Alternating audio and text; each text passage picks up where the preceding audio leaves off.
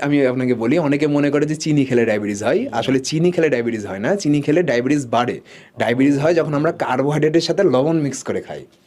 তাহলে ভাই লবণ, আচ্ছা কার্বোহাইড্রেটের সাথে লবণ মানে সালাদের সাথে লবণ তাহলে ঠিক আছে? সালাদের সাথে লবণ একটা সামান্য পরিমাণে ঠিক আছে। কার্বোহাইড্রেট বলতে প্রসেস যে ফুডগুলো আছে, ধরেন কার্বোহাইড্রেট চিপস, যেখানে হচ্ছে আচ্ছা। চানাচুর, বিস্কিটে হ্যাঁ, সল্ট এগুলো তো অনেক থাকে। এই এই জিনিসগুলোতে যে সল্টগুলো থাকে এগুলো আমরা কেউ চিন্তাই করি না।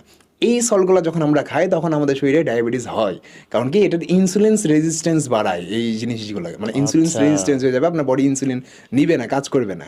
রিজনটা কি? কারণ কার্বোহাইড্রেটে যে সুগারটা আছে সেই সুগারটা যখন সল্টের সাথে মিক্স হয়, সল্ট হচ্ছে আমাদের একটা ফ্লুইড জমা করে আমাদের স্কিন এবং মাসেলের মাঝখানে। এই ফ্লুইড জমা হওয়ার কারণে, এই ফ্লুইডের কারণে আমাদের চামড়াগুলো কি হবে, আমরা পাতলাই থাকবো কিন্তু আমাদের অনেকে দেখে না যে স্বাভাবিকভাবে হাতের রক টক একটু দেখা যায়, কিন্তু অনেক আছে পাতলা কিন্তু রক দেখা যায় না, একদম সফট বডি ইয়েদের মতো। এটার কারণ হলো স্কিনের নিচে পানি আছে, এই পানিটার কারণে নিউট্রিশন অ্যাবজর্ব করতে পারে না আমাদের মাসেল। আর এটা হয় হলো অতিরিক্ত লবণ খেলে কার্বোহাইড্রেটের সাথে, কার্বোহাইড্রেটের সাথে মিক্স করে লবণ খাওয়া যাবে। Movement- অনেকে ভাতের সাথে দেখি লবণ মিক্স করে খায়, হ্যাঁ। অনেকে দেখবেন পান্তা খায়, পান্তা খেলেও ডায়াবেটিস হওয়ার সম্ভাবনা বেড়ে যায়।